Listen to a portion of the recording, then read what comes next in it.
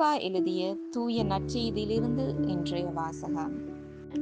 அதிகாரம் 21, திருவசனங்கள் 20 தொடக்கம் 28 வரை.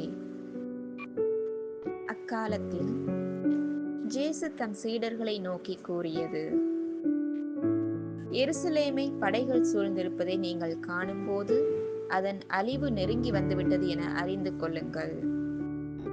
அப்போது யூதேயாவில் உள்ளவர்கள் மலைகளுக்கு தப்பி ஓடட்டும், நகரத்தின் நடுவில் உள்ளவர்கள் வெளியேறட்டும். நாட்டுப்புறங்களில் இருப்பவர்கள் நகரத்துக்குள்ளே வரவேண்டாம், ஏனெனில் அவை பழிவாங்கும் நாள்கள். அப்போது மறைநூலில் எழுதியுள்ள யாவும் நிறைவேறும். அந்நாள்களில் கருவுற்றிருப்போர், பாலூட்டுவோர் ஆகியோரின் நிலைமை அந்தோ பரிதாபம். ஏனெனில் மண்ணுலகின் மீது பேரிடரும் அம்மக்கள் மீது கடவுளின் சினமும் வரும். அவர்கள் கூரான வாளால் வீழ்த்தப்படுவார்கள்.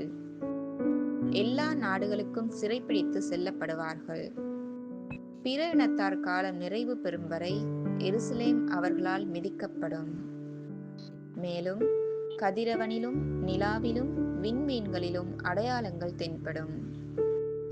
மண்ணுலகில் மக்களினங்கள் கடலின் கொந்தளிப்பின் முழக்கத்தினால் கலங்கி என்ன செய்வதென்று தெரியாது குழப்பமடைவார்கள். உலகிற்கு என்ன நேருமோ என எண்ணி மனிதர் அச்சத்தினால் மயக்கமுறுவர். ஏனெனில் வான்வெளி கோள்கள் அதிரும். அப்போது மிகுந்த வல்லமையோடும் மாட்சியோடும் மானிட மகன் மேகங்கள் மீது வருவதை அவர்கள் காண்பார்கள். இவை நிகழத் தொடங்கும் போது நீங்கள் தலை நிமிர்ந்து நில்லுங்கள், ஏனெனில் உங்கள் மீட்பு நெருங்கி வருகின்றது. இது ஆண்டவர் வழங்கும் அருள்வாக்கு. கிறிஸ்துவே உமக்கு புகழ்.